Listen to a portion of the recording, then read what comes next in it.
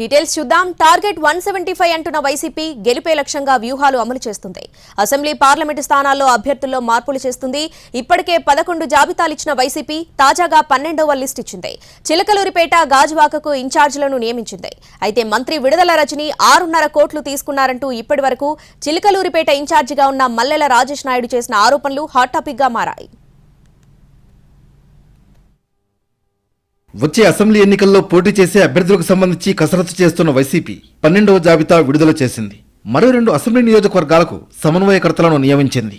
Chilakaluripet assembly నియోజకవర్గం ఇన్ఛార్జిగా కావటి మనోహర్ నాయుడు, గాజువాకకు గుడివాడ అమర్నాథ్ను ఇన్ఛార్జీలుగా నియమించారు వైసీపీ అధినేత జగన్.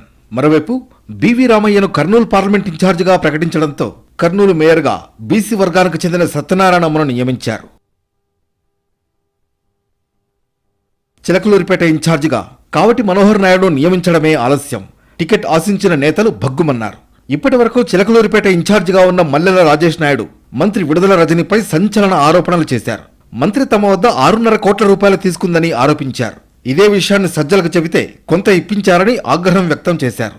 సజ్జలను తీసేసి పార్టీని బతికించాలన్నారు. ఎవరో బయటి వ్యక్తులకు కాకుండా చిలకలూరిపేటకు చెందిన వారికే టికెట్ ఇవ్వాలని డిమాండ్ చేశారు. 6.5 కోట్ల పని తీసుకొని 3 కోట్లు ఇచ్చి 2.5 కోట్లు ఎగ్గొట్టి ఈ రోజు పోయి గుంటూరులో కూర్చుంది. కాదని ఆయన ద్వారా అడగండి. నాకు 6.5 కోట్లు ఇవ్వాలి. నేను ఇందాక సజ్జల దగ్గర అడిగితే ఆమె ఇచ్చింది వదిలేయని. ఇప్పటి వరకు విడుదలైన 11 జాబితాల్లో 75 అసెంబ్లీ స్థానాలకు 23 పార్లమెంట్ నియోజకవర్గాలకు ఇన్ఛార్జీలను నియమించింది వైసీపీ. ఈసారి 175 సీట్లు టార్గెట్ గా పెట్టారు వైసీపీ అధినేత జగన్. దీంతో అభ్యర్థుల ఎంపికలో ఆచితూచి వ్యవహరిస్తున్నారు. బలహీనంగా ఉన్న ప్రాంతాల్లో అభ్యర్థుల్ని మారుస్తున్నారు. ఇదే పరిస్థితుల్లో చిలకలూరిపేటకు ఇన్ఛార్జిగా కావటి మనోహర్ నాయుడు నియమించారు.